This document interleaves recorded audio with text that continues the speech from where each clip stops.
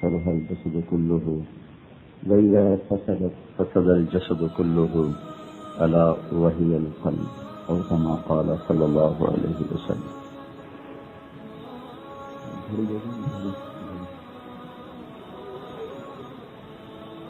پہلے گزارش سے مجھے معذرت کی ہے، مجھے لاہور جانا تھا اور انہوں نے مجھے وقت نہیں بتایا.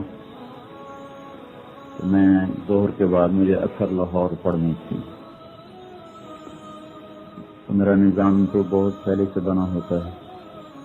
کل مجھے پتا چلا کہ ظہر کے بعد، تو میں تو وہ 10 سے 12 ان کو کہا تھا تو لے لینا، اس کے بعد میں چلا جاؤں گا. کل پتا چلا کہ وہ تو ظہر کے بعد ہے، تو بڑی تکلیف ہوئی، کوفت ہوئی.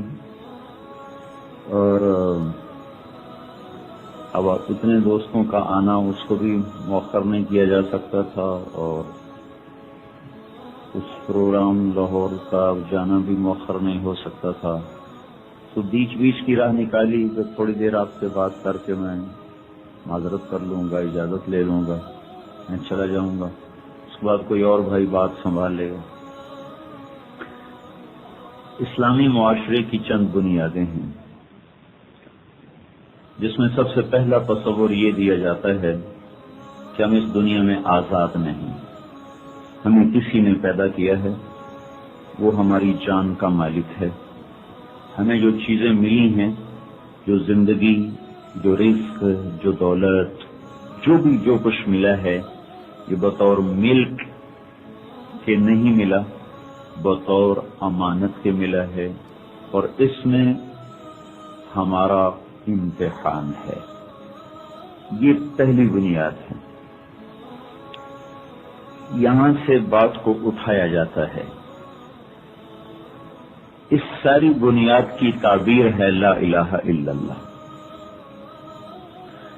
ہمارے ماحول میں جو کچھ ہمیں سکھایا جا رہا ہے وہ سب کچھ تمہارا ہے، تم نے دنیا میں بڑا بننا ہے.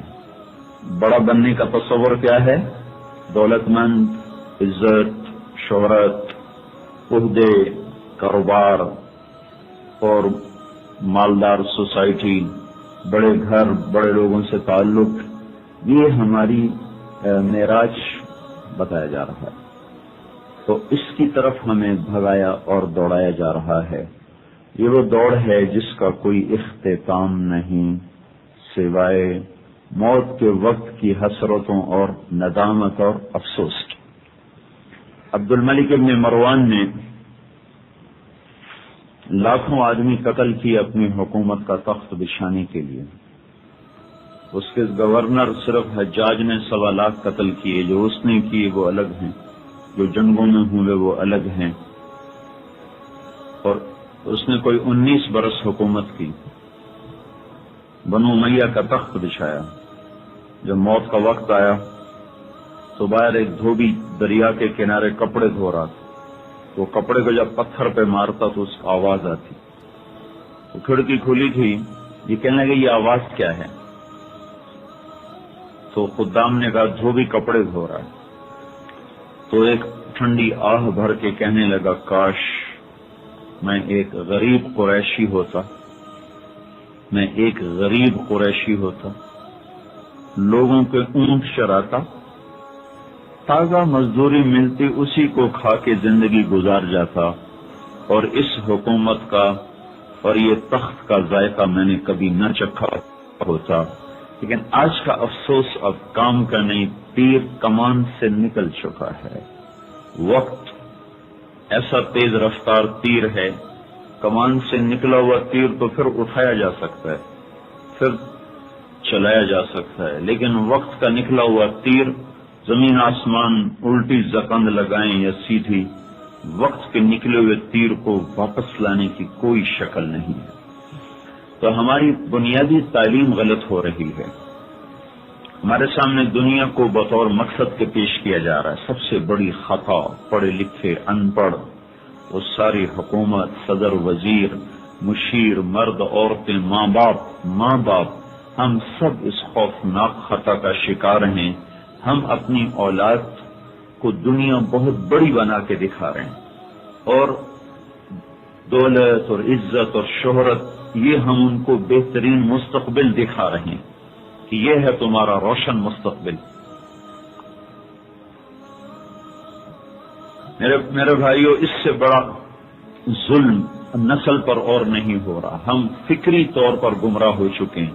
عملی گمراہی تو بہت عرصے سے تھی، فکری گمراہی پچھلی صدی سے شروع ہوئی ہے۔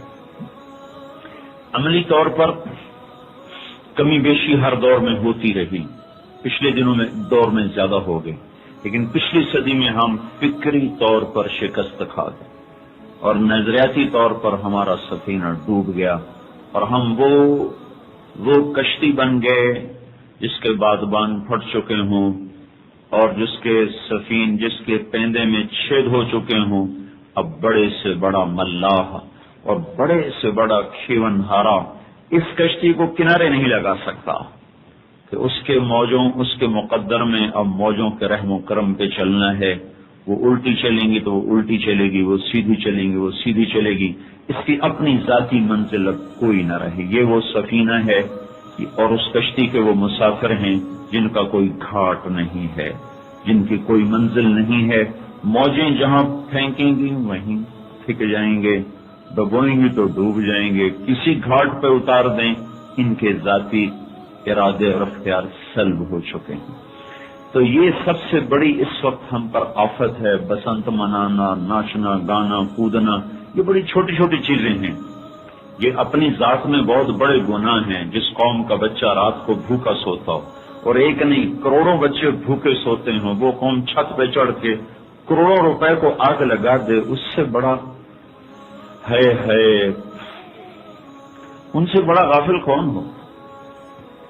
مجھے اتنا صدمہ ہوا یہ پچھلے دنوں جو کرکٹ ہارے، اور جس کو دیکھو غمگین ہے، تو پھر میرا غم اور بڑھ گیا، میرا رونا اور بڑھ گیا۔ جو قوم کھیل کود پہ غمگین ہو اور لاکھوں بچے رات کو بھوکے سو جائیں، نہ کسی مالدار کے ماتھے پہ بل پڑے، نہ کسی غریب کی ہائے نکلے، اور فیصلہ باد کے 95% مرد عورت نہ 5 میں سے 1 نماز نہ پڑھیں، اور بغیر نماز پڑھے ان پر صبح چڑھے، بغیر نماز پڑھے ان پر شام آئے، انہی صبحوں اور شاموں میں ان کی زیست کا کارواں چل رہا ہو، اور ایک آنکھ بھی اشک بار نہ ہو۔ لاکھوں عورتیں بازار میں بے پرد ہو کر جا رہی ہوں اور کسی کی ہائے نہ نکلی ہو، سارے بازار میں دکاندار جھوٹ پہ سودا بیچ رہے ہوں، اور ساری عدالت کا قلم وہ چند لاکھ پہ فروخت ہو رہا ہو، اور وکیل زانی کو پناہ دینے کے لیے اپنا علم استعمال کر رہا ہو، اور ظالم کو بچانے کے لیے چھوٹے اور بڑے استعمال ہو رہے ہوں۔ اس پر کوئی نہ رویا، کسی کو غم نہ ہوا، کوئی غمگین نہ ہوا، اور یہ اس بدبخت گیم پر کہ ہارنے پر سارے غمگین۔ تو میں نے کہا اس قوم کو ایٹم بم بنانے سے بھی کوئی فائدہ نہیں، اور ان کو ایٹم بم مارنے کا بھی کوئی فائدہ، ایسے اپنا بم خراب کرنا ہے، یہ تو پہلے مرے پڑے ہیں۔ یہ مر چکی ہے قوم، مر چکا ہے یہ سارا معاشرہ۔ اس معاشرے کی اقدار اس قدر پستی کا شکار ہو جائیں تو وہ کھیل کو عزت اور ذل، اور اس زمانے میں کھیل جب خون پانی کی طرح سستا ہو کے بہ رہا ہو، عزتیں سرے بازار میں نیلام ہو رہی ہوں، اور چنیاں وہ پھٹ کے تار تار ہو چکی ہوں، اور مسجدیں ویران ہو چکی ہوں، سود کی بلڈنگیں سرعام دعوت نظارہ دے رہی ہوں، بازار میں ناچنے والی مسلمان کی بیٹی ہو، دیکھنے والے بھی مسلمانوں کے بیٹے ہوں، نچانے والے بھی مسلمان ہوں، طبلے والے بھی مسلمان ہوں، کھاپ پہ گھنگروں کی چھن چھن کو وجود دینے والی بھی مسلمان بچی ہو، اور یہ سب کچھ سرے عام ہو رہا ہو، کوئی آنکھ اشک بار نہ ہوئی، کسی کی ہائے نہ نکلی، کوئی نہ تڑپا، اور اس بدبخت پر، اس گیم پر، اس کھیل پر لوگ غمگین پریشان۔ میں خون کے آنسو کہیں سے لاؤں اور اس سے رونا چاہوں تو بھی اس قوم کا نوحہ نہیں مکمل ہو سکتا۔ میرے آپ کے آنسوں میں سفینے چل پڑیں تو بھی اس قوم کی بدبختی کا نوحہ وہ نہیں رویا جا سکتا۔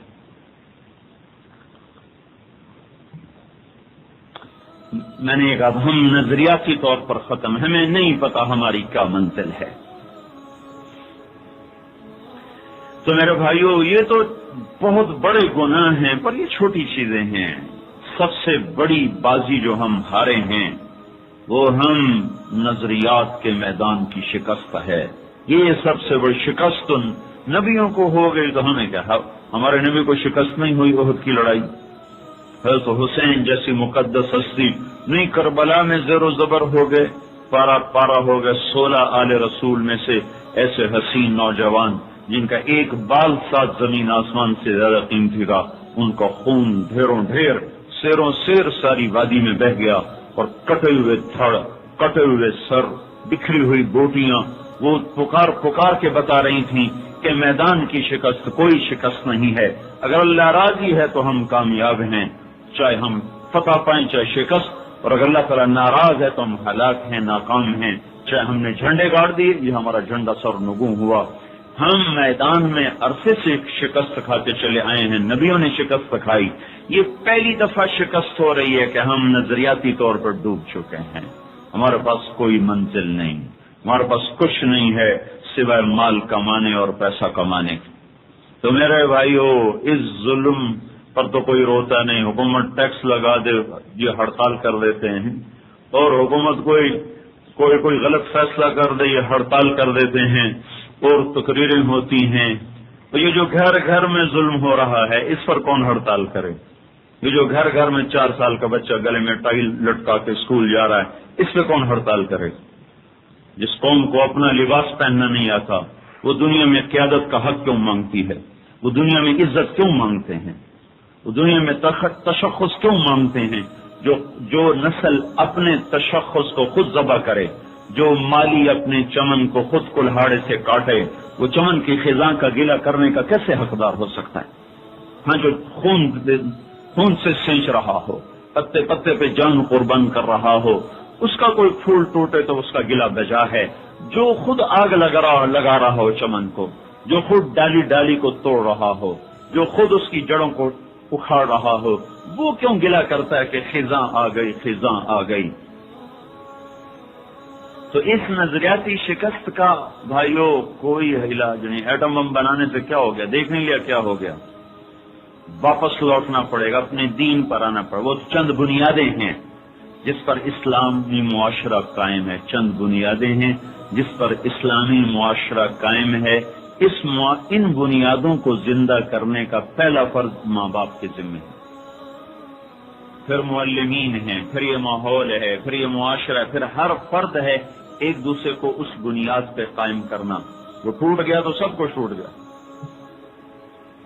اللہ تعالیٰ نے سورہ لقمان میں ان بنیادوں کو مختصر طور پر بیان کیا ہے۔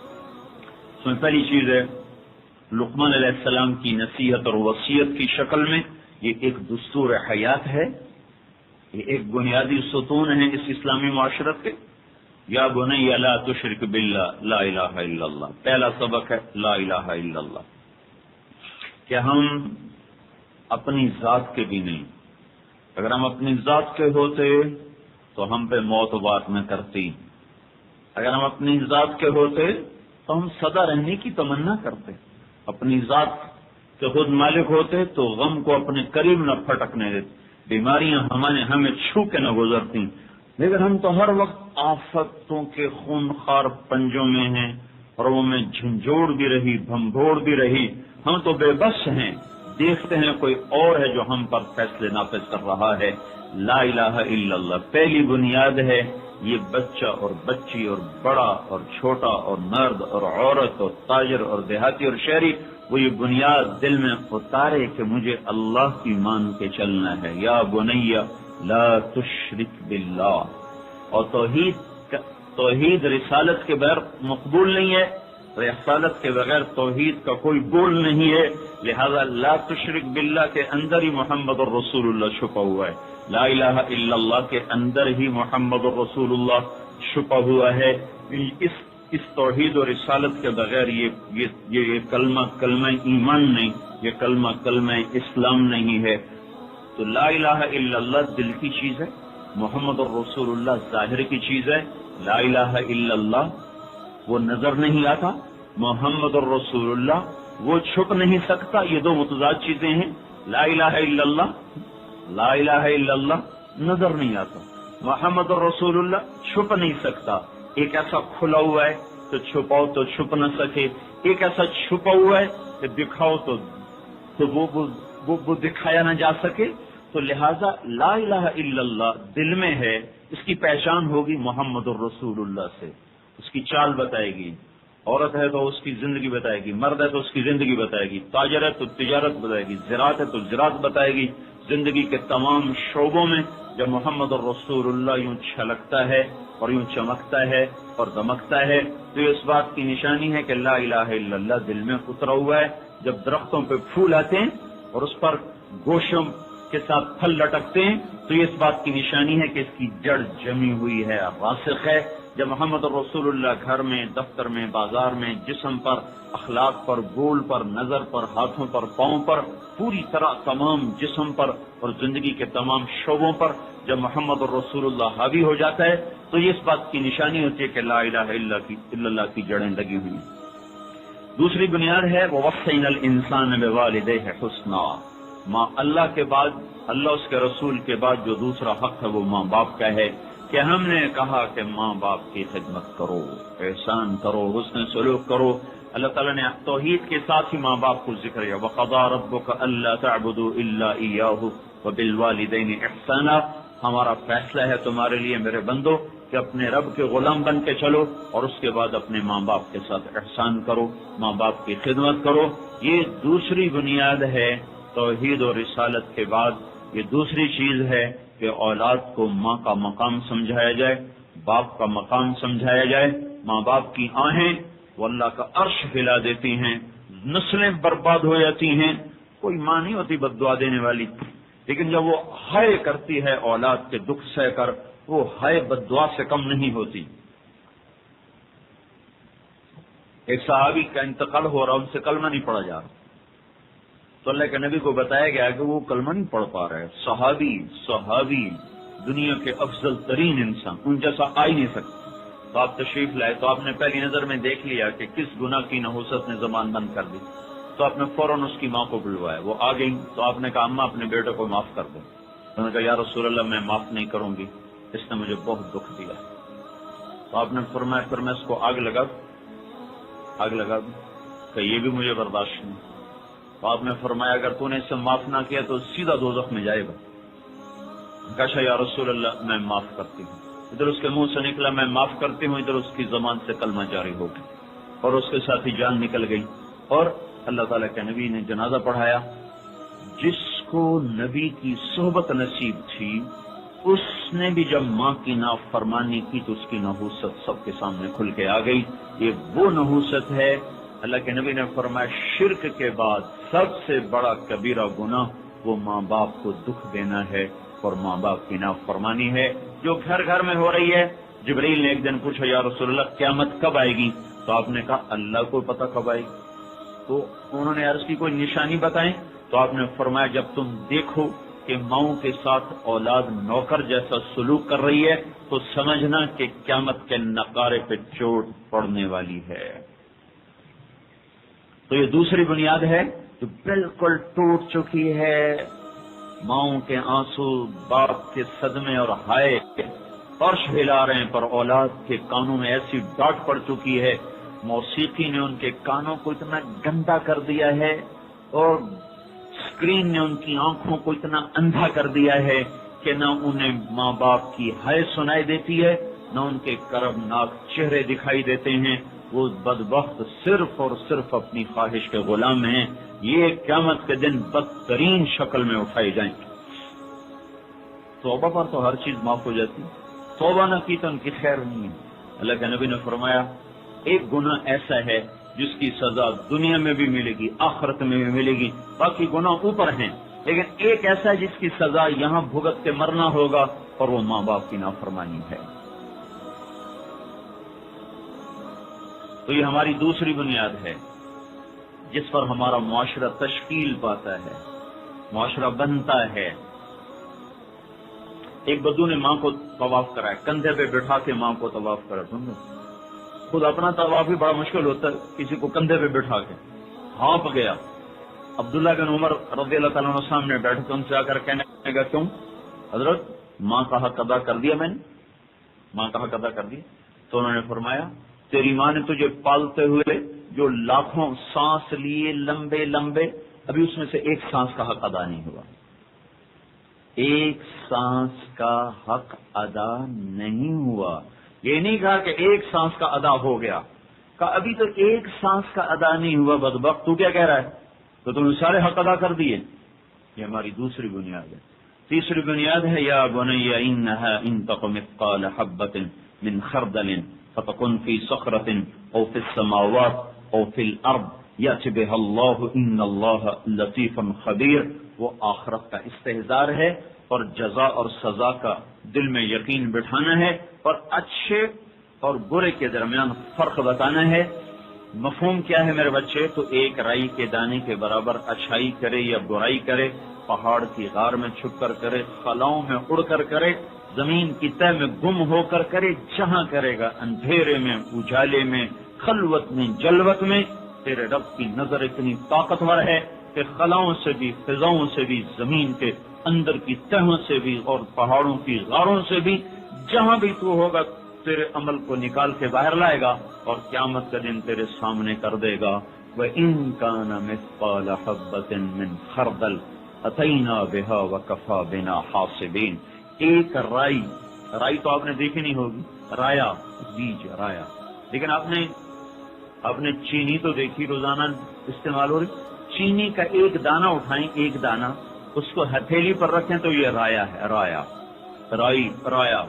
اس ایک دانے کے اللہ تعالیٰ کہہ رہا ہے کوئی کروڑویں حصے کے برابر بھی تم نے کوئی عمل کیا اچھا یا برا تو میں اسے کھینچ کر تیرے سامنے کر دوں گا. اتینا بہا، کھینچوں گا یوں تیرے سامنے کروں گا، پھر تو میں کہوں گا وکفا بنا حاسبین، ہے کوئی میرے جیسا حساب کرنے والا؟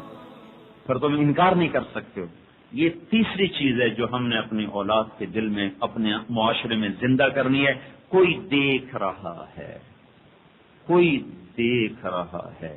یہ احساس جوان کی جوانی کو پاک کر دے گا، تاجر کے ترازو کو سیدھا کر دے گا، وکیل کے قلم کو درست چلائے گا، قاضی کے فیصلوں کو درست کر دے گا، بادشاہوں سے ظلم کو نکال دے گا. ملک مظفر محمود مظفر یہ بادشاہ تھا گجرات کاٹیا واڑ کا، بڑی طاقتور سلطنت تھی اس کی. اس نے اپنے دربار میں ایک آدمی مقرر کیا ہوا تھا جس کے ہاتھ میں کفن رہتا تھا، اس کو کافور لگا ہوتا تھا. اس کی ذمہ یہ تھا جب تم دیکھو میں کوئی ظلم کا فیصلہ سناؤں تو تم نے کھڑے ہو کر اس کفن کو ایسے لہرا دینا ہے. یہ اس کے ذمہ تھا. تو جب بادشاہ ہی ہوتے، تو جب وہ کوئی ایسا فیصلہ کرتا تو وہ کھڑا ہو کے یوں کر دیتا. وہ کفن کا یوں لہرانا ہوتا تھا کہ ملک محمود وہیں تخت پہ بے ہوش ہو کے گر جاتا تھا، اور ہوش میں آتے ہوئے اپنا فیصلہ کو واپس لے لیتا تھا. یہ ہے احساس آخرت. کسی ماں نے اس کے دل میں یہ احساس بٹھا دیا تھا تو بادشاہ ہو کر بھی وہ اس احساس کے ساتھ زندہ رہا، بادشاہی میں جنت کما گیا. یہ چپڑاسی ہو کے ظلم نہیں چھوڑتا. ہماری تیسری بنیاد ہے کہ ایک زندگی ہے جس کا موت کے بعد ہمیں سامنا ہے اور وہاں ہمیں اللہ کے سامنے پیش ہونا ہے. لہذا ہم آزاد نہیں. افحسبتم انما خلقناکم عبثا وانکم الینا لا ترجعون. یہ خیال دل سے نکال دو کہ تم آزاد آئے ہو اور تم پر کوئی نہیں نگران اور تمہیں لوٹ کے نہیں آنا. احسب الانسان ان یترک السدى. یہ بات ذہنوں سے نکال دو کہ موت کے بعد تمہیں کوئی پوچھنے والا نہیں ہے. نہیں، ایک طاقتور نظام ہے. چوتھی چیز ہے جس پر ہم نے اپنے معاشرے کو اٹھانا اور تشکیل دینا ہے، یا بنی اقم الصلاۃ. اے بیٹا اے بیٹی نماز نہیں چھوڑنی، نماز پڑھو. کوئی معاشرہ اسلامی بن نہیں سکتا نماز کے بغیر. کوئی معاشرہ اسلامی کہلا نہیں سکتا نماز کے بغیر. ساری اعلیٰ صفات ہوں، نماز نہ ہو تو وہ معاشرہ اسلامی نہیں کہلائے گا. نماز زندہ ہو، باقی کمی کوتاہیاں ہوں تو یہ بہت بڑی پہچان ہے کہ یہ اسلامی معاشرہ ہے. یہاں لوگ بھاگتے ہیں مسجدوں کو. جب ابو سفیان کو پکڑ لیا نا فتح مکہ پر، حضرت عباس لے کر آئے تو آپ نے کہا اس کو ٹھہراؤ اپنے خیمے میں. فجر کی اذان ہوئی تو لوگ دوڑے. تو ابو سفیان نے کہا یہ کیا کر رہے ہیں، یہ کوئی حملے کی تیاری کر رہے ہیں؟ تو عباس نے کہا نہیں، نماز کے لیے. تو وہ ابو سفیان کہنے لگا یہ تیرے بھتیجے کی ہر بات مانتے ہیں، یہ تیرے بھتیجے کی ہر بات مانتے ہیں. ہاں ہر بات مانتے ہیں، چاہے وہ یہ مطالبہ رکھتے کہ سب کچھ جان بھی دے دو مال بھی دے دو تو یہ جانیں بھی قربان کر دیتے ہیں، مال بھی قربان کر دیتے ہیں. تو ابو سفیان نے کہا عباس میں نے بڑے بڑے بادشاہوں کا ملک دیکھا پر تیرے بھتیجے جیسا ملک میں نے دیکھا ہی کوئی نہیں. تو عباس کہنے لگے ابو سفیان یہ ملک نہیں ہے، یہ نبوت ہے، یہ نبوت ہے، بادشاہی نہیں ہے. بادشاہوں کی ایسے نہیں مانی جاتی، یہ نبوت ہے.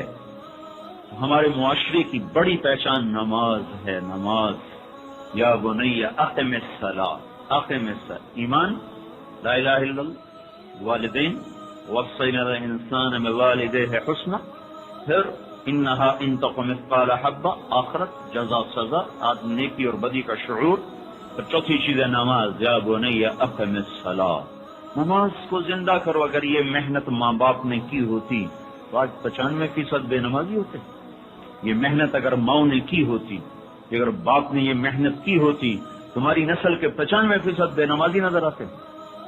وہ کوئی خال خال ہوتا جو نماز چھوڑتا، ورنہ سب کی دوڑ ہوتی مسجد کی طرف، سب بھاگتے مسجد کی طرف.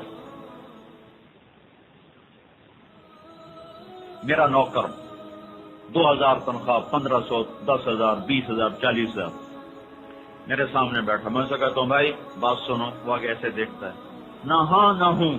پھر میں کہتا ہوں بھائی بات سنو. وہ چپ کر کیسے دیکھتا رہتا، نہ ہاں نہ ہوں. پھر میں کہتا ہوں بھائی بات سنو، ویسے مجھے دیکھ رہا ہے. پھر میں چوتھی دفعہ کہتا ہوں بھائی بات اسی طرح دیکھ رہا ہے. پھر میں 5ویں دفعہ کہوں بھائی بات سنو. میری 5 پکار پر بھی وہ نہ ہاں کرے، نہ ہوں کرے، نہ چوں کرے، نہ چراں کرے، تو میرے دل میں اس کے بارے میں کیا آئے گا؟ کیا میں اسے رکھوں گا نوکری پر؟ میں اسے برداشت کروں گا؟ وہ تو کیسا متکبر آدمی ہے، ہماری بلی ہمیں میوں. حالانکہ میں نے اس کو دیا کیا؟ یہ کیا دکاندار کیا دیتے ہیں بیچارے سیل مین کو 3,000، یہ مل والے مزدوروں کو کیا دیتے ہیں 3,500. 3,500 پہ چولہا جلتا ہے کسی کا آج کے زمانے میں؟ 4,000 پہ چولہا جلتا ہے آج کے زمانے میں. لیکن احسان کتنا ان کا ہے. وہ ایک دن نام سے ان کو وہ پیسے بھی کاٹ لیتے ہیں. ایسے بخیل لوگ ہیں. موسیٰ علیہ السلام نے کہا تھا یہ اللہ تیرے ناراض ہونے کی نشانی کیا ہے؟ تو اللہ تعالیٰ نے فرمایا جب میں ناراض ہوتا ہوں تو بارشیں بے وقت کرتا ہوں، پیسہ بخیلوں کو دیتا ہوں، حکومت ظالموں اور بے وقوفوں کو دیتا ہوں. تو آج کل پیسہ بخیلوں کے پاس ہے، حکومت بے وقوفوں کے پاس ہے. بارشی نظام درہم برہم ہے.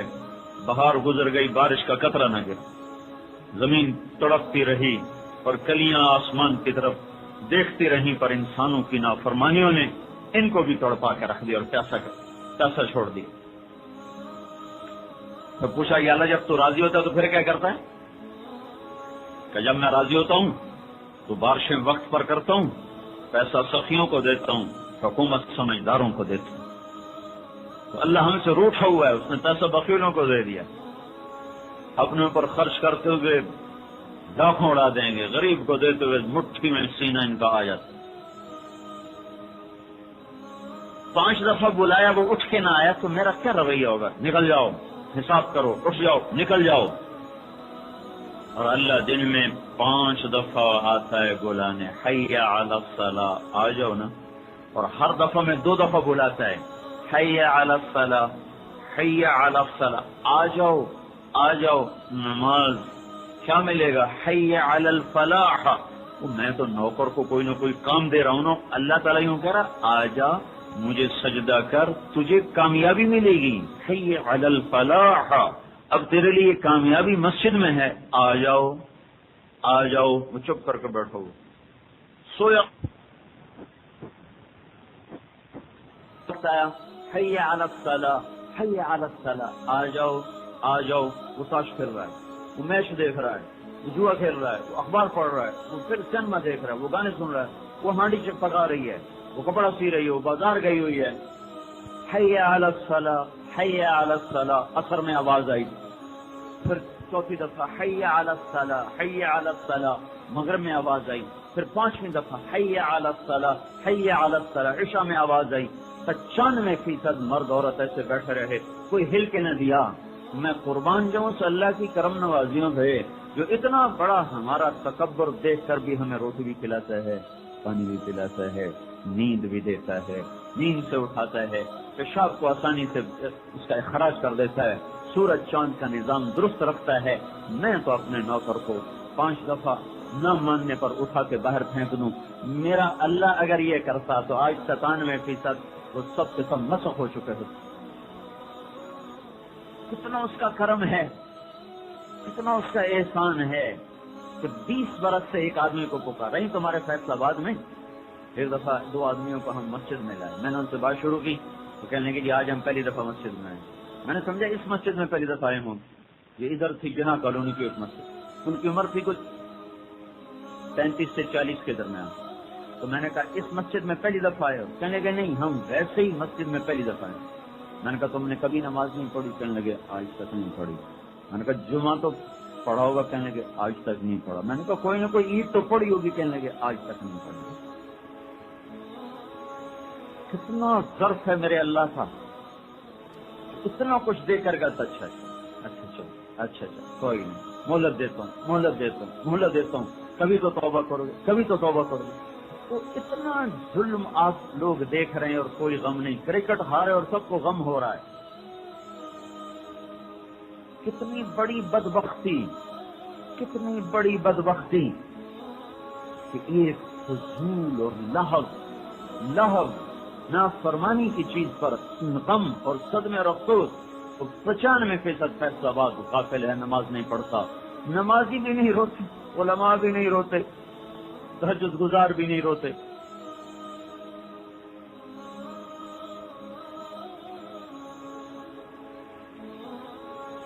ہماری پہچان ہے یا بنی اقم الصلاۃ، اٹھو نماز پڑھو۔ کتنے خوف کا عالم تھا کربلا میں۔ حضرت حسین نے پیغام بھجوایا ہمیں نماز پڑھنے دو، ظہر اثر تو پڑھ ہی نہیں سکے، اس سے پہلے شہید ہو۔ تو شمر نے کہا تمہاری نماز قبول ہی نہیں، کہ تیرا بڑا غرق ہو جائے، آل رسول کی قبول نہیں تو پھر کس کی قبول؟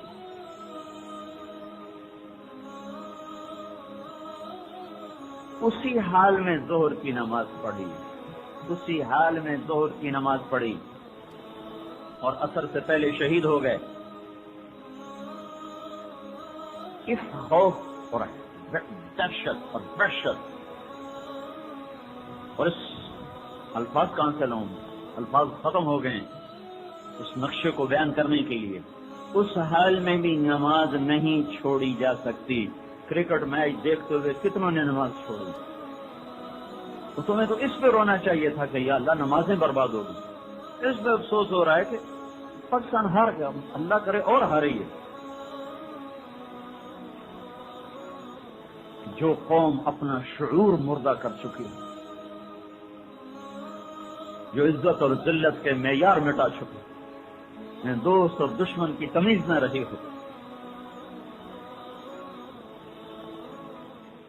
یہ ہماری بنیاد ٹوٹی تو گھر کی تو دیوار ٹوٹے تو ہے نکل جاتی، ایک پودا سوکھ جائے نا تو ہے نہیں۔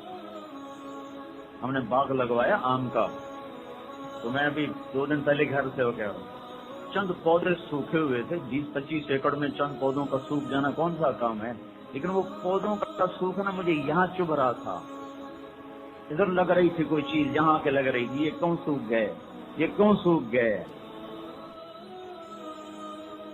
جس سے لگوایا تھا میں نے اس کو اسی کو بلوایا، یہ پودے کیوں سوکھ گئے؟ ابھی تو انہوں نے پھل بھی نہیں دیا، وہ تو پھلدار بھی نہیں ہوئے۔ جتھے رات بیٹھی ہے نا اتھائی درد ہوندا ہے۔ دین پہ لگا کیا ہے؟ یہ ہماری بنیاد ہے. یا بنی اقم الصلاۃ. پانچویں چیز کیا ہے؟ وأمر بالمعروف وانہ عن المنکر. میرے بیٹے بھلائیوں کا داعی بن، برائیوں کا مٹانے والا بن. یہ تیری زندگی کا مقصد ہے، یہ تیری زندگی کی منزل اور محور ہے کہ تو بھلائیوں کا پھیلانے والا بن اور برائیوں کا مٹانے والا بن. جو کام تبلیغ والے کہہ رہے ہیں اور اس پر اعتراض ہو رہے ہیں، یہ کہاں سے نیا دین آ گیا، بستر اٹھا کے چلو، یہ کہاں لکھا ہوا ہے؟ میں نے کہا جہاں لکھا ہے وہاں پڑھتے ہی نہیں، جہاں پڑھتے ہیں وہاں لکھا ہی نہیں. تو کیسے سمجھ میں آئے گا؟ جنگ میں نوائے وقت پڑھنے سے تھوڑا ہی سمجھ میں آئے گا، یہ ڈائجسٹ پڑھنے سے تھوڑی یہ بات سمجھ میں آئے گی. یہ تو ماں باپ کو کہا جا رہا ہے اس کو پہلے دن سے دعوت اللہ کا خوگر بنا دو، اس کو تبلیغی بنا دو. یہ بھلائی پھیلاتا پھر رہا ہو، برائیوں کو مٹاتا پھر رہا ہو. آخر میں صلاح، وأمر بالمعروف وانہ عن المنکر، یہ ہماری پانچویں بنیاد ہے کہ بھلائیوں کے داعی بنو، برائیوں کے مٹانے والے بنو. اس بنیاد پر تو اسلام مدینے کی گلیوں سے نکلا اور کاشغر تک چلا گیا صرف 80 سال میں. سینیگال تک چلا گیا صرف 80 برس میں. جنوبی فرانس، پرتگال، اسپین تک اور استنبول کے دروازوں تک پہنچ گیا صرف 80 برس میں. دیکھو ملک کی ہوس نہ تھی، ملک فتح کرنے کے شوق ہوتے تو مکران آنے کی کیا ضرورت؟ حضرت عمر کے زمانے میں مکران فتح ہوا ہے. حضرت عمر نے پوچھا بھائی اس ملک کا حال کیا ہے؟ تو انہوں نے کہا جی ماؤہا قلیل و بلاؤہا شدید. کیا پوچھتے ہیں؟ پانی اس کا ہے نہیں اور دکھ اس میں بے شمار. تو اس کو فتح کرنے کی کیا ضرورت ہے؟ کہ وہ زمین کے فاتح بن کر نہیں نکلے تھے، وہ دلوں کے فاتح بن کر نکلے تھے کہ انسانیت کو ظلم سے نکال کر، کفر سے نکال کر، اللہ کا پیغام سنا کر ان کو اسلام کی چادر میں لانا، یہ کام تھا ان کا. اس لیے جو صحرا میں ہیں وہاں بھی جاؤ، جو پہاڑوں میں ہیں وہاں بھی جاؤ، جو جنگل میں وہاں بھی جاؤ، جہاں تک ان کی زندگی نے وفا کی ہے وہ اس پیغام حق کو لے کر نکلے ہیں. یہاں تک کہ 80 برس کے اندر جو آباد دنیا کا بہت بڑا دائرہ تھا جو کھینچا گیا اور اس میں اسلام کی شعائیں اور کرنیں انہوں نے چمک چمک کر دلوں کو بھی روشن کیا اور کائنات کو بھی روشن کیا. یہ اس امت کا وہ فریضہ ہے جس کو بھلائے ہوئے اتنا زمانہ گزر گیا کہ بھولنا بھی بھول چکے ہیں. یہ بھی بھول گئے کہ ہم بھولے ہوئے ہیں. تو بھولنا یار بھول گیا ہوں، میں بھول گیا ہوں. پھر ایک ساتھ آتی یہ بھی بھول گیا کہ میں بھولا ہوا ہوں. تبلیغ وہ عمل ہے جس کا بھولنا بھی بھلا دیا گیا.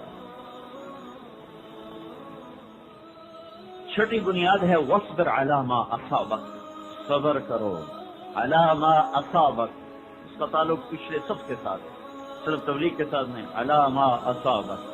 جب کلمہ توحید پر آؤ گے تو بہت کچھ چھوڑنا پڑے گا، جب رسالت کے طریقوں پر آؤ گے تو بہت کچھ چھوڑنا پڑے گا، جب آخرت کو سامنے رکھو گے تو بہت کچھ چھوڑنا پڑے گا، جب ماں باپ کی اطاعت پر آؤ گے تو سینے پہ چھریاں چلیں گی، کیونکہ ایک جنریشن گیپ آ جاتا ہے. ان کی ترجیحات اور ہوتی ہیں، ان کی اور ہوتی ہیں، ان کا مزاج اور ہوتا ہے، ان کا اور ہوتا ہے، اس میں ٹکراؤ ہوتا ہے. تو سہنا سہنا سہنا اور ہونٹوں کو سینا. اور جب نماز پڑھو گے تو بہت کچھ چھوڑنا پڑے گا، جب دعوت دو گے تو بہت کچھ چھوڑنا پڑے گا، جب لوگوں کو اللہ کی طرف بلاؤ گے تو گھر چھوڑنا پڑے گا. اس سب میں جہاں جہاں جہاں جو گھاٹی آئے واصبر علی ما اصابک، صبر کو سینے سے لگا لینا. صبر کرو گے تو دنیا میں کیا ہوگا؟ وجعلنا منہم ائمۃ یہدون بامرنا لما صبروا. تمہیں دنیا میں اللہ تعالیٰ قیادت عطا فرمائے گا، تمہیں عزت عطا فرمائے گا، تمہیں بلندی عطا فرمائے گا. اور آخرت میں کیا ہوگا؟ اللہ تعالیٰ اعلان کرے گا فلیکن اہل صبر، صبر والے کھڑے ہو جائیں. ایک جماعت کھڑی ہو جائے گی چھوٹی سی مختصر. اللہ تعالیٰ کہیں گے چلو جنت میں.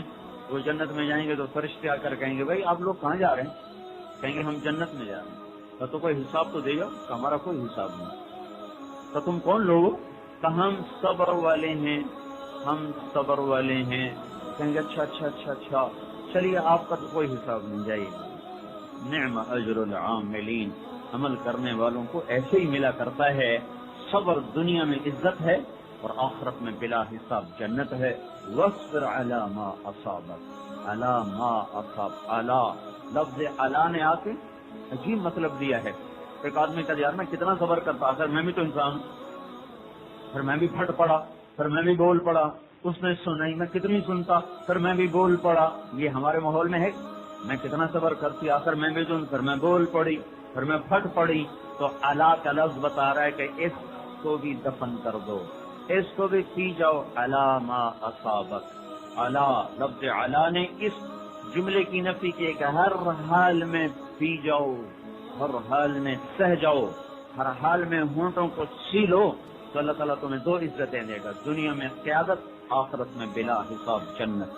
الا ما اصابک، کیونکہ جب آدمی پھٹتا ہے تو پھر اگلا پچھلا برابر کر دیتا ہے، پھر وہ اگلا پچھلا برابر کر دیتا ہے، برابر سے بھی آگے نکل جاتا ہے، لہذا الا ما، جیسے اللہ نے ہمارے نبی سے کہا واصبر علی ما یقولون فاہجرہم ہجرا جمیلا، جو کچھ بھی یہ تمہیں کہیں میرے نبی، تم نے صبر ہی کرنا ہے، یہ نہ کہنا کہ میں کتنی برداشت کرتا، پھر آخر میں بھی تو انسان ہوں، میں کتنا صبر کرتا، یہ نہیں تم نے کہنا۔ علی ما یقولون، تمہیں پتھر ماریں، تمہیں گالیاں دیں، تیری ذات کو کوسیں، تیرے عمل کو کوسیں، اور تجھے دکھ دیں، تیرے گھر والوں کو دکھ دیں، تیرے گھر والوں پہ تہمتیں لگائیں، جو کچھ بھی کریں، علی ما یقولون، سب چیز پر تیرا صبر ہونا چاہیے۔ وَاهْجُرْهُمْ هَجْرًا جَمِيلًا، یہی کچھ اللہ ہمیں کہہ رہا ہوں، وَاصْبِرْ عَلَى مَا أَصَابَكَ، صبر کرو، صبر کرو، صبر عزتوں کا زینہ ہے، اپنی اولاد کو سکھاؤ۔ ساتویں ہماری بنیاد ہے، یہ سب سے مشکل ہے، اس کو سب سے آخر میں رکھیں، سب سے اوکھا پرچہ اس کو سب سے آخر میں رکھیں۔ ہمارے استاد صاحب مرحوم فرمایا کرتے تھے، بچوں پرچہ پڑھو، جو سوال آسان ہو پہلے حل کرو، جو سب سے مشکل ہو اس کو سب سے آخر میں حل کرنا، کہیں ایسا نہ اسی میں پھنس جاؤ تو سارا وقت اسی میں لگ جائے اور تم پھر بعد میں آسان سوال بھی حل نہ کر سکو، تو پہلے پرچے کو پڑھو، جو سب سے آسان ہو اسے سب سے پہلے حل کرو۔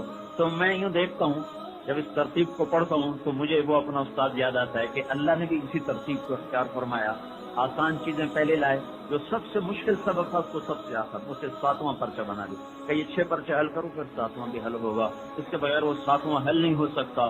وہ ہے حسن اخلاق، حسن اخلاق، وہ حسن اخلاق، وہ اچھے اخلاق، یہ اسلام کا، یہ اسلام کا، یہ قرآن کا، یہ حدیث کا، یہ فقہ کا، یہ ادب کا، یہ تبلیغ کا، یہ علم کا، یہ زندگی کا سب سے مشکل ترین چیپٹر ہے، سب سے مشکل ترین سبق ہے۔ میں نے اس سے مشکل سبق اسلام میں کوئی نہیں دیکھا۔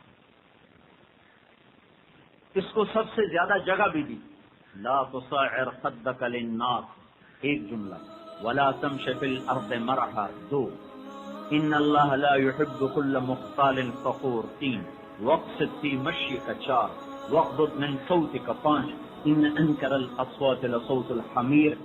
6 جملے اس پر اللہ لایا ہے، 6 جملے کوئی تھوڑے نہیں ہیں قرآن میں، 6 جملے۔ توحید پر ایک لفظ ہے لا تشرک باللہ بس، نماز پر ایک لفظ ہے اقم الصلاۃ، تبلیغ پر ایک لفظ ہے وامر بالمعروف، صبر پر ایک لفظ ہے واصبر علی ما اصابک، اور اچھے اخلاق پر 6 جملے ہیں، لا تصعر خدک للناس۔ سب سے پہلی جو آدمی بدتمیزی ظاہر ہوتی ہے وہ چہرے کے اتار چڑھاؤ سے، تو سب سے پہلے اس کو اللہ تعالیٰ لائے۔ دیکھو اپنے چہرے کو ایسا نہ کرنا، اپنے چہرے کو، اس لیے ہمارے نبی ابتسام فی وجہ اخیک صدقہ، پھر اپنے بھائی کو مسکرا کے ملنا بھی اللہ کے دربار میں صدقے کا ثواب۔ جب 2 مسلمان ملتے ہیں تو ان پر 100 رحمتیں اترتی ہیں، 100، 99 اس پر اترتی ہیں جو زیادہ گرم جوشی سے ملے، 99 ایک لے جاتا، ایک دوسرے لے جاتا، 99 اس کے لیے جو زیادہ خوش ہو کر مل رہا ہو۔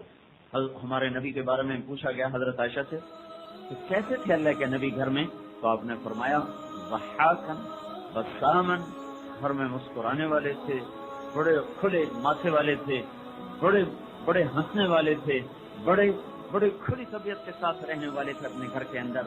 تو پہلی چیز جو آدمی کی بدتمیزی کو ظاہر کرتی ہے اس کا چڑھا ہوا منہ، اور اس کا چڑا منہ اور اس کے چہرے کی رعونت اس چیز کو ظاہر کرتی ہے۔ تو جس چیز پر پہلی نظر پڑے اللہ نے اس کی نفی کی، لا تصعر خدک للناس، چہرے پہ مسکنت لاؤ، مسکراہٹ لاؤ، تواضع لاؤ۔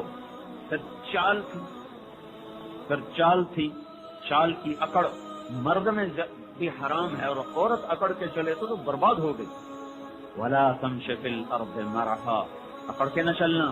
ہمارے نبی کے بارے میں اللہ تعالیٰ نے فرمایا پہلی کتابوں میں لو یمشی علی السراج لم یطفئہ من تحت قدمیہ من سکینتہ، ایک نبی بھیج رہا ہوں، اللہ پہلے امتوں کو کہہ رہا ہے، شاہ علیہ السلام کو کہہ رہا ہے، ایک نبی بھیج رہا ہوں، اس کو ایسی تواضع سکھاؤں گا کہ جب وہ زمین پر چلتے ہوئے کسی جلتے چراغ پر بھی پاؤں رکھے گا تو اتنی مسکنت سے رکھے گا کہ چراغ بھی بجھنے نہ پائے۔ جب وہ خشک لکڑیوں پہ چلے گا تو اتنی عاجزی سے چلے گا کہ لکڑیوں کے کڑکڑانے کی آواز نہ آئے، اور اس کی امت ایڑی مار کے چلے۔ لا تمش فی الارض مرحا ان اللہ لا يحب كل مختال فخور، اللہ تبارک و تعالیٰ کو تکبر پسند نہیں۔ وقت فی مشق، چال میں آگزی لاؤ، وغضض من صوتک، آواز میں پستی لاؤ، بول کو پست رکھو، بول کو میٹھا رکھو، بول کو سخت نہ بناؤ۔ سب سے زیادہ جو انسانی زندگی متاثر ہوتی ہے وہ زبان کے بول سے ہوتی ہے، سب سے زیادہ جو دلوں پر نشتر پڑتے ہیں وہ زبان کے بول سے ہیں۔ شعراء کا کلام پڑھو تو وہ دل کو شیشے سے تشبیہ دیتے چلے آئے، شروع سے عربی ادب ہو، فارسی ادب ہو، اردو ادب ہو،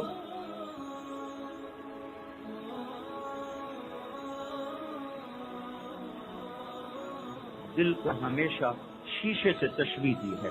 شیشے سے تشبیہ دینے میں ایک بات کی طرف اشارہ ہے کہ دنیا میں شیشہ ایک ایسی چیز ہے جو ٹوٹ جائے تو پھر دوبارہ جڑتا نہیں، یہ ایک واحد چیز ہے، ہر چیز ٹوٹنے کے بعد جڑ جاتی ہے۔ شیشہ ایسی بلا ہے، یہ ٹوٹے تو پھر جڑ نہیں سکتا، لاکھ جوڑو نہیں جڑے گا، لاکھ جوڑو نہیں جڑے گا۔ تو دل بھی ایسی بلا ہے کہ ایک دفعہ ٹوٹ جائے تو پھر یہ جڑنے کا نام نہیں لیتا، اور سب سے زیادہ دل کو توڑنے والی چیز زبان کا بول ہے۔ زبان کا بول، زبان کا بول کہہ رہا ہوں، زبان کا بول یہ وار کرتا ہے، اور جس سے دلوں کو زخمی کرتا ہے وہ زخم گھاؤ سے بدلتا ہے، وہ گھاؤ ناسور سے بدلتا ہے، وہ ناسور سے رسنا شروع کرتا ہے، پھر وہ رگ رگ میں اس کی کڑواہٹ وہ سرایت کرتی ہے، اور پھر سارا وجود اسی زخم میں زخمی ہو جاتا ہے، اسی ناسور میں ناسور بن جاتا ہے، موت آ جاتی ہے پر دل کا زخم نہیں بھولتا۔ اس لیے زبان سب سے زیادہ دل کی دنیا کو برباد کرنے والی ہے، اور سب سے زیادہ دل کی دنیا کو آباد کرنے والی زبان کا بول ہے، زبان کا بول ہے۔ اللہ تعالیٰ نے میٹھے بول میں جادو رکھا ہے۔ تو میرے بھائیوں، میرے بہنوں، اچھے اخلاق یہ زندگی کا سب سے مشکل سبق ہے۔ اس پر اللہ تعالیٰ نے، اس پر اللہ کے نبی نے اس پر قیمت بڑھا دی۔ جو چیز مہنگی ہوگی قیمت زیادہ ہوگی، جو چیز مہنگی ہوگی قیمت زیادہ ہوگی، جو چیز قیمتی ہوگی قیمت زیادہ ہوگی، جو چیز بازار میں تھوڑی ہوگی اس کی قیمت اپنے آپ زیادہ ہو جائے گی۔ تو ایک حدیث میں آتا ہے کہ اچھے اخلاق اور اللہ پر یقین اور توکل آسمان سے بہت تھوڑا اتارا گیا ہے۔ دین کی منڈی میں بے شمار صفات کو اتارا گیا، دو صفتیں بڑی تھوڑی اتاری گئی ہیں، ایک صحیح اخلاق، ایک صحیح یقین۔ چیز تھوڑی ہے، قیمت پہلے وقت میں فوراً قیمت بڑھ گئی، چیز تھوڑی ہوئی قیمت بڑھ گئی۔ اب کیا ہوگا؟ اب زیادہ قیمت سے یہ چیز حاصل ہوگی، قیمت زیادہ ہے، جہد کرنی پڑے گی۔ اس پر اگر آپ نے اخلاق کی دولت کو لے لیا تو آگے اس پر کیا ملے گا؟ اللہ کے نبی نے ایک مثال دے کر سمجھایا کہ ایک آدمی اتنی بندگی کرتا ہے کہ وہ ساری زندگی نہیں سوتا، عشاء سے فجر پڑتا ہے، عشاء سے جاتا اور فجر پڑتا ہے، اور ساری زندگی نہیں کھاتا، ساری زندگی روزے رکھتا چلا گیا، عید پہ چھوڑا، اور تہجد ساری زندگی پڑھی۔ عملی طور پر یہ دو کام ناممکن ہے۔ عملی طور پر ممکن ہے، پہلے دور میں لوگوں نے کیا ہو، طاقت بہت زیادہ تھی، تو اگر کوئی شخص اتنا بڑا عمل لے کر آیا کہ ساری رات میں ایک پل کی اونگ نہیں اور سارے دنوں میں عید کے علاوہ کوئی روزہ نہیں چھوڑا ہوا، یہ شخص جب میدان معاشر میں اپنا عمل پیش کرے گا تو اچھے اخلاق والا اس سے بھی اوپر کے درجے پر کھڑا ہوگا۔ تو میرے عزیزوں، میرے بھائیوں، میرے دوستوں، اپنے انسان کی قیمت اس کے اخلاق سے ہے۔ لوگ سمجھتے ہیں میرے پاس بڑی گاڑی ہوگی، میرے پاس بڑا بنگلہ ہوگا، میرے پاس بڑی دولت ہوگی، میری عزت ہوگی۔ وہ عزت میری نہیں ہے، وہ ان چیزوں کی ہے۔ وہ چیزیں مجھ سے ہٹا لو تو مجھے کوئی پوچھے گا نہیں۔ ایک منصب کی عزت ہے، ایک ذات کی عزت ہے۔ منصب کی عزت دھوکہ ہے، ذات کی عزت حقیقی چیز ہے۔ دین حقیقی عزت لاتا ہے، مناسب جھوٹی عزت لاتا ہے، جھوٹی۔ اس سے میرے بھائیوں، میرے بہنوں، یہ وہ بنیادیں ہیں جس پر ہمارا معاشرہ تشکیل پاتا ہے۔ تبلیغ میں اس کو سیکھنے کی محنت ہو رہی ہے۔ یہ صرف 1 گھنٹے کی بات سے یہ بات حاصل نہیں ہوتی، صرف قرآن پڑھ لینے سے یہ بات حاصل نہیں ہوتی، صرف کتاب پڑھ لینے سے یہ بات حاصل نہیں ہوتی۔ اس کے لیے ماحول چاہیے، ابتدا چاہیے جس میں مسلسل چلنا پڑتا ہے، تب جا کر یہ باتیں نصیب ہوتی ہیں۔ ان کو گھر میں لانا، ان کو اولاد میں لانا، معاشرے میں لانا، ان بنیادوں کو جب اٹھایا جائے گا، اس کے اندر بننے والی عمارت کو کہا جائے گا اسلامی عمارت، اسلامی گھر، اسلامی شہر، اسلامی حکومت۔ شریعت نافذ کرنے سے ملک اسلامی نہیں بنا کرتا، حکومت کے اسلامی ہو جانے سے ملک اسلامی نہیں بنا کرتا۔ جو کوئی جادو کا ڈنڈا نہیں ہے کہ حکومت یوں پھیرے گی اور سارے لوگ وہ مسلمان متقی بن جائیں گے، پرہیزگار بن جائیں گے۔ یہ تربیت ہے، اور تربیت کے بغیر کوئی چیز سرے نہیں لگتی اور وہ توڑ نہیں چڑھتی۔ اور تربیت کا کام اللہ نے ہمیں تو تبلیغ کی شکل میں دیا ہے، اس میں وقت لگاؤ، اس میں پھرو، تو اللہ تعالیٰ یہ جہان بھی بنائے گا، وہ جہان بھی بنائے گا۔ اس کے ارادے بھی کرو، ہمت بھی کرو، اور مجھے ضرور مورخہ 28